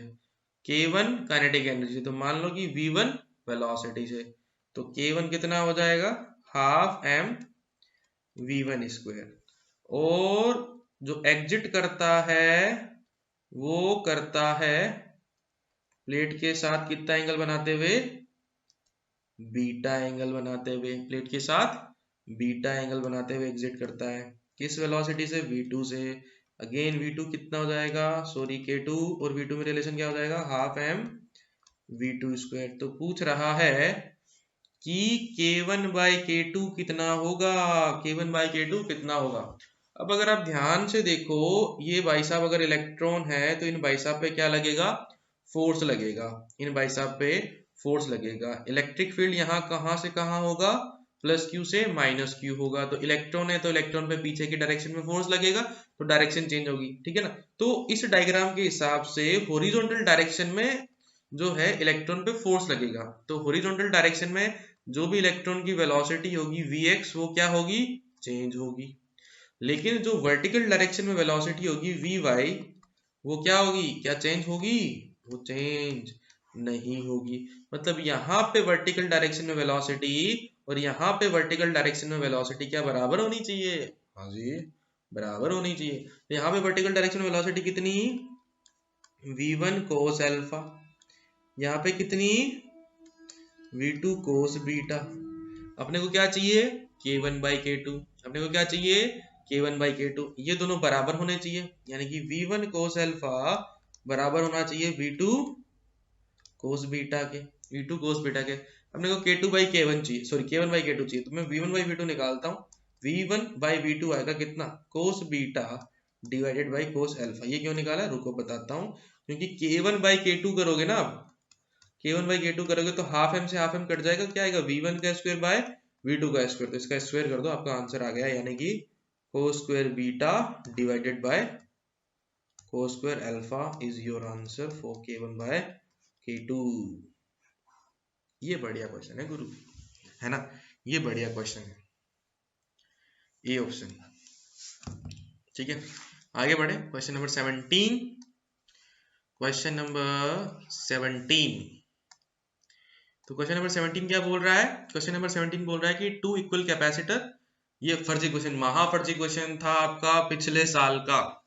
To equal capacitor are first connected in series, सबसे पहले उनको सीरीज में कनेक्ट किया दो इक्वल कैपेसिटर को, तो सी एस कितना हो जाएगा C/2, फिर उन्हें पैरेलल में कनेक्ट किया तो CP कितना हो जाएगा, CP कितना हो जाएगा 2C। तो पूछ रहा है ratio of equivalent capacitance in two cases are, CS by CP कितना हो जाएगा C/2 डिवाइडेड बाई 2C, यानी कि 1/4। ये क्वेश्चन था। जब फ्री में नंबर बांटने होते हैं एनटीए वालों को, तो ऐसे क्वेश्चन आपके एग्जाम में देखे जा सकते हैं। 17 क्वेश्चन हो गया। क्वेश्चन नंबर 18, क्वेश्चन नंबर 18, अब क्वेश्चन आया ना आपका चार्जिंग ऑफ कैपेसिटर से, चार्जिंग ऑफ कैपेसिटर से डायग्राम देख के ही पता लग रहा है चार्जिंग ऑफ कैपेसिटर का क्वेश्चन है। Capacitor of capacitance this microfarad is suddenly connected to a battery of 100 volt through a resistance 100 ohm. The time taken for the capacitor to charge up to 50 volt is equals to, देखो capacitor के charging के case में उस पर जो charge आएगा किसी भी टाइम टी पे, चार्ज कैसे लिखा जाएगा, जितना उस पर मैक्सिमम आएगा, मान लो Q मैक्सिमम आएगा इंटू 1 माइनस ई की power minus T by R C, किसी भी टाइम पे ये चार्ज लिखा जाता है। ठीक है, अब Q is equal to C V होता है, तो V क्या हो जाएगा Q बाई सी, V क्या हो जाएगा Q बाई सी, तो दोनों साइड अगर मैं C का डिवाइड मार दूं तो कोई दुविधा थोड़ी है, तो कोई दुविधा नहीं है। तो जैसे ही डिवाइड मारा तो ये क्या आया, आप कह सकते हो potential at any time T, और ये क्या, जो मैक्सिमम पोटेंशियल उसका होगा जब वो कंप्लीट चार्ज हो जाएगा माइनस ई की power T by R C. Complete कितना होगा, जितनी बैटरी लगी है उतना ही कंप्लीट होगा, तो V इज इक्वल टू 100, और करना कितना है V 50, तो 50 is equal to 100 1 minus E की power minus T by R C. तो ये इधर जाएगा तो क्या बनेगा 1/2 is equal to 1 minus E की power minus T by R C. इसको इधर भेजो, ई की power minus T by R C कितना आ रहा है 1 माइनस 1/2। इसे क्या लिख सकता हूं मैं 1 ओवर ई की power T by R C लिख सकता हूँ, हाँ जी लिख सकते हैं, और ये 1/2, ये 1/2। तो इसे सोल्व करने पर क्या आया, इसे सोल्व करने पर क्या आया, ध्यान से देखते रहे, इसे सोल्व करने पर आया कि e की power t by R C जो है वो 2 के इक्वल है, इसे उल्टा कर दो, पलट दो, 2 के इक्वल हो गया। अब अगर e की power x is equal to Y है तो आप x is equal to ln y लिखते हो, तो मैं t बाई आर सी को एंटी लॉग लेके क्या लिख सकता हूँ ln2, ln2 की वैल्यू गिवन है 0.69, तो t कितना आ जाएगा आर सी ln2, r और c की वैल्यू डाल दो, आपके सामने आंसर है। r की वैल्यू कितनी 100, C की वैल्यू कितनी 1 माइक्रोफेरेड यानी कि 10 की पावर माइनस 6, और ln की वैल्यू 0.69 दे रखी है, तो टाइम आपका कितना आ गया 0.69 इंटू 10 की power minus 4 second. Option C को जरा घूर के देखो, आपके सामने आंसर है। ठीक है गुरु, ये फॉर्मूला याद होना चाहिए, ये फॉर्मूला याद होना चाहिए अगर इस क्वेश्चन को करना है तो। क्वेश्चन डिफिकल्ट नहीं है, ये फॉर्मूला याद होना चाहिए, कैलकुलेशन भी डिफिकल्ट नहीं है। ऐसी कैलकुलेशन आप करते हो चैप्टर नंबर 13 क्लास 12 का न्यूक्लियर फिजिक्स के अंदर, तो कैलकुलेशन वगैरह कुछ टफ नहीं है, ये फॉर्मूला टफ है, इसे याद करना टफ है, बच्चे भूल जाते हैं, बच्चे इस फॉर्मूले को भूल जाते हैं, तो इसे याद रखें।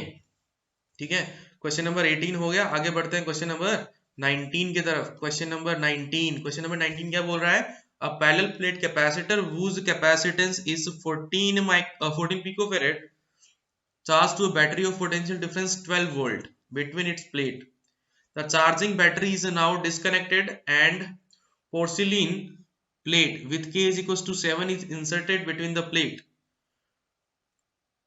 ठीक है, सबसे पहले चार्ज हटाया, सबसे पहले चार्ज किया, मैं सारी सिचुएशन बना रहा हूं। चार्ज किया एक बैटरी से 12 वोल्ट की से, ठीक है, फिर इसको हटाया बैटरी को, ये लो, फिर डाइलेक्ट्रिक डाला, ये लो।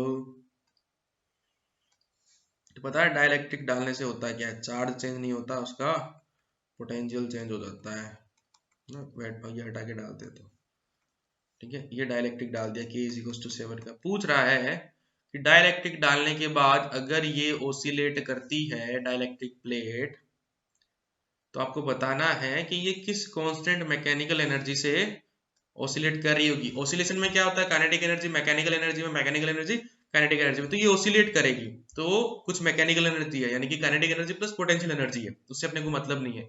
अब ये एनर्जी आएगी कहां से, ये कैपेसिटर के अंदर की एनर्जी होगी जो इसको चली जाएगी और जिस एनर्जी से वो ओसिलेट करेगा। तो कुल मिला के क्वेश्चन के अंदर सिर्फ डराने वाली बात है, जो वो मैकेनिकल एनर्जी होगी वो कुछ नहीं होगी, आपकी initial energy minus final energy होगी। जो एनर्जी में लॉस हुआ है ना, वही तो जाएगा उसके अंदर, वही तो ट्रांसफर होगा इसके अंदर, ठीक है ना। क्योंकि यहाँ पे हीट के अंदर कोई एनर्जी नहीं जा रही है, क्योंकि फ्रिक्शन नहीं है। हीट के अंदर कोई एनर्जी नहीं जा रही क्योंकि कोई फ्रिक्शन है नहीं, तो सारी की सारी एनर्जी इसको दे दो, सारी की सारी एनर्जी इसको दे दो। कैसे, इनिशियल एनर्जी कितनी है, half C V square. Initial energy कितनी हो गई, हाफ सी वी स्क्वायर। अच्छा, इस पे चार्ज कितना आ जाएगा, इस पे चार्ज आ जाएगा Q is equal to C V, यानी कि 144 पिको कूलम बोल सकते हो, है ना। तो इसकी एनर्जी कितनी, हाफ सी वी स्क्वायर, यानी कि 1/2 into 12 into V square, 12 into 10 की पावर -12 टू वी स्क्वायर, यानी कि 12 इंटू 12। ये इनिशियल एनर्जी। फाइनल एनर्जी कितनी, यहाँ पे चार्ज तो वही रहेगा लेकिन कैपेसिटेंस कितना हो जाएगा नया, 7C हो जाएगा, नया कैपेसिटेंस 7C, यानी कि 7 इंटू 12 इंटू 10 की पावर -2 फेरेड हो जाएगा नया कैपेसिटेंस। तो फाइनल एनर्जी कैसे लिखी जाएगी, अब V वाला फॉर्मूला यूज नहीं कर सकते क्योंकि V चेंज होगा, तो Q square by 2C dash. Q square कितना, जो यहाँ पे 144 इंटू 10 की पावर -12 इंटू 144 इंटू 10 की power -12 divided by 2 into 7 into 12 into 10 की पावर -12। एक से ये कटा, ये इससे कटेगा, 12 आएगा, ठीक है। तो ये U फाइनल है आपका, ये आपका U इनिशियल है, इन दोनों को माइनस करो तो आपके पास कुछ आंसर आएगा, करे क्या, ये कितना, ये कितना, ये है 144 इंटू 6 इंटू 10 की पावर -12, ये कितना 144 इंटू 6/7 इंटू 10 की पावर -12। ध्यान से देखो, 6/7, तो डेल्टा यू कितना आएगा, 144 इंटू 10 की पावर -12 कॉमन आएगा, 6 भी कॉमन आएगा, 1 माइनस 1/7, 7 माइनस 1 यानी कि 6/7। आप कैलकुलेशन कर लेना, मैं अपने हिसाब से ही कर रहा हूँ। तो ये इतनी जूल एनर्जी जो है वो इसको ट्रांसफर हो जाएगी, जिसकी वजह से ये ओसिलेट करेगा। तो इसको सोल्व करोगे तो आपका फाइनल आंसर आ जाएगा, इसको सोल्व करोगे तो आपका फाइनल आंसर आ जाएगा। अच्छा क्वेश्चन बोला जा सकता है, उस टाइम पे क्लिक थोड़ा सा आपका नहीं करेगा कि जो है इसको मैकेनिकल एनर्जी कहाँ से मिलेगी। तो बच्चा सोचता है कि ओ SHM से क्वेश्चन आ गया, ऑसिलेशन वाले चैप्टर से क्वेश्चन आ गया, बट यहीं से एनर्जी मिलेगी, कहाँ से, एनर्जी यहीं से मिलेगी, जो एनर्जी लॉस होगी वो जिससे वो ऑसिलेट करेगा, ठीक है। इसको सोल्व करोगे तो आपका परफेक्ट आंसर आपके सामने आ जाएगा, ठीक है। आगे बढ़े, ओके चलो सोल्व करते हैं क्वेश्चन नंबर 20, है ना। लास्ट क्वेश्चन है और सबसे खतरनाक क्वेश्चन है क्योंकि कुछ क्लियरिटी नहीं है। यहाँ पे ऑप्शन के अंदर C1 और C2 दे रखा है और क्वेश्चन में डायग्राम में कहीं C1 और C2 की बात नहीं हुई। तो C1 और C2 क्या है वो बता देता हूँ, उसके बाद क्वेश्चन सोल्व होगा। कि C1 जो है वो यहाँ का कैपेसिटेंस है एयर वाले पोर्शन का, C2 यहाँ वाले पोर्शन का कैपेसिटेंस है। अब आप इस क्वेश्चन को सोल्व कर सकते हैं। तो पूछ रहा है कि यहाँ पे ऑब्वियसली बात है कि इलेक्ट्रिक फील्ड होगा, यहाँ पे इलेक्ट्रिक फील्ड होने की वजह से ये जो बोब है कुछ ऐसे होके इक्विलिब्रियम में आ जाएगा। तो ये आपसे थीटा की वैल्यू पूछ रहा है कि कहाँ पे आएगा, है ना, थीटा की वैल्यू पूछ रहा है कहाँ पे आएगा, ऐसा क्यों होगा। तो उसके लिए अपने को चार्ज चाहिए होगा, चार्ज निकालने के लिए अपने को Q की वैल्यू चाहिए होगी। क्यों? क्योंकि आपके चार्ज अगर Q है तो इलेक्ट्रिक फील्ड कितना हो जाएगा, Q by A epsilon naught. Capacitor के अंदर आपको पता है कि इलेक्ट्रिक फील्ड इतना होता है। तो अगर ये चार्ज पता लग जाए तो ध्यान से देखो, ये C2 और C1 ये आपस में क्या है, सीरीज में है। तो इनके अक्रॉस जो पोटेंशियल डिफरेंस है, इधर -V1 इधर V2, तो नेट पोटेंशियल डिफरेंस कितना है, V2 प्लस V1 है क्या, V2 माइनस माइनस V1, तो V2 प्लस V1 है। तो यहाँ का इक्विवेलेंट कैपेसिटेंस कितना है, यहाँ का इक्विवेलेंट कैपेसिटेंस है C1 C2, C1 to C2 series में सही होता है, divided by C1 plus C2। तो Q कितना हो जाएगा, Q मेरा हो जाएगा C1 C2 divided by C1 plus C2 into potential difference यानी कि V2 plus V1, V2 plus V1 ये मैंने लिख दिया, ये Q आ गया। तो यहाँ से इलेक्ट्रिक फील्ड आ जाएगा, इलेक्ट्रिक फील्ड कितना, Q by A epsilon not यानी कि C1 C2 डिवाइडेड बाय, अगर आप ध्यान से देखो तो मैं यहाँ पे ना D माइनस टी आ रहा है, देखो ये V1 प्लस V2 वाले ऑप्शन आएंगे, ये वाले नहीं आएंगे, इन्हें काट दो। और अगर आप इन ऑप्शन को जरा गौर से देखो तो अगला स्टेप में आपको C1 की वैल्यू C2 की वैल्यू किसकी वैल्यू पुट करनी है वो आपको समझ में आएगा। तो अगर आप ध्यान से देखो यहाँ पे C2 की वैल्यू क्या होगी, C2 की वैल्यू होगी K A epsilon naught by T, और C1 की वैल्यू कितनी होगी, A epsilon not divided by D minus T, है ना। देखो ऑप्शन के अंदर D माइनस टी आ रहा है यानी कि C1 की वैल्यू पुट कर देनी चाहिए। C1 की वैल्यू जैसे ही पुट करेंगे तो Q क्या आएगा, Q आएगा आपका A epsilon not C2 divided by C1 plus C2 into D minus T. Exam time में ये चीज प्रेडिक्ट करना कि अगला स्टेप ये होगा पॉसिबल नहीं है, ठीक है ना, पॉसिबल नहीं है। तो आपका बहुत ज्यादा टाइम खा सकता है ये क्वेश्चन। तो ए एप्सिलॉन नॉट ये चीज आ गई। अब अगर मैं इसको ए एप्सिलॉन नॉट को नीचे ले जाऊं तो Q by A epsilon not क्या बना, C2 over C1 plus C2 into D minus T into V1 plus V2। Q by epsilon not क्या है, इलेक्ट्रिक फील्ड है। तो इलेक्ट्रिक फील्ड आ गया आपके पास कितना, इलेक्ट्रिक फील्ड आ गया मेरे पास C2 over C1 plus C2 into D minus T V1 plus V2। अभी इलेक्ट्रिक फील्ड की वजह से क्या होगा, ये जो वो पहले ऐसा था अब ये ऐसा हो जाएगा, बिकॉज यहाँ पे इस पे फोर्स लग रहा है QE, नीचे लग रहा है mg, यहाँ लग रहा है टेंशन।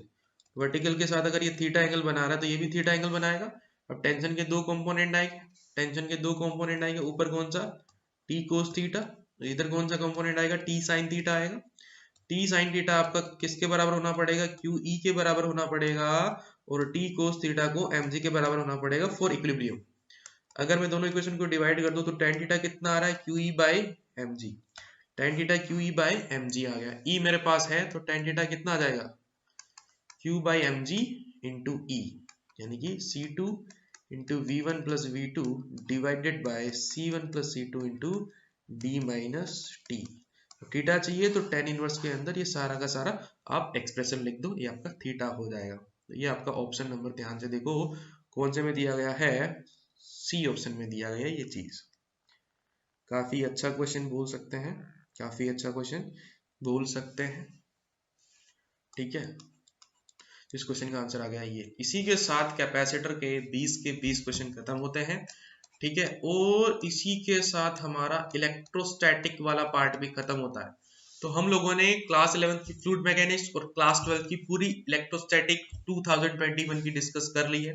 एक एक क्वेश्चन, कुछ भी क्वेश्चन नहीं छोड़ा है मैंने, मेरे हिसाब से फिर भी छूट गया तो आप कमेंट सेक्शन में बता सकते हैं, ठीक है। मिलते हैं नेक्स्ट वीडियो के अंदर नए चैप्टर के साथ, तब तक आप पढ़ते रहिए और मजाते रहिए। Thank you very much.